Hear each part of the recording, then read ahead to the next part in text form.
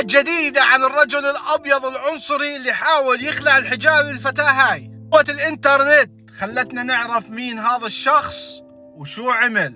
Conspiracy theories, as you can see all over his Facebook, that he probably gets from the one person who likes all of his stuff, his mom, who he lives with. What they think I'm gonna find on there? Maybe a DUI? Maybe domestic violence?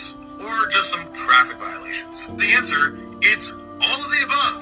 To absolutely no surprise. Send the report and found all of those options. Domestic violence? Whoa, why do we always find this one? We always find this one on every racist criminal history. Why? Kyle, you should have been arrested for your behavior at that airport. Shame on TSA for not doing something about that. I've already been contacted by news stations. They're going to run the story. So there is no hiding from this.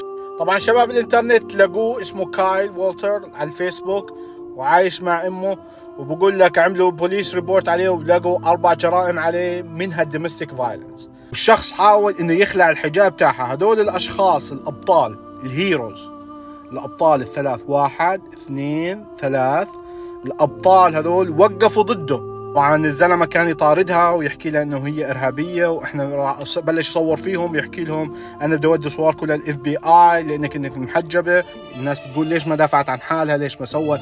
بتقول لك انا جديده في البلد هاي وانا خايف ادافع عن حالي ويرحلوني على بلدي وانا ما بدي اترحل. فتصرفت في عفويه، يعني ما عرفت شو تسوي، بدها تضحك، بدها تخبي ضحكتها. بعدين بالاخر الفيديو اذا بتشوفوه خطط بوجهها يعني الماسك.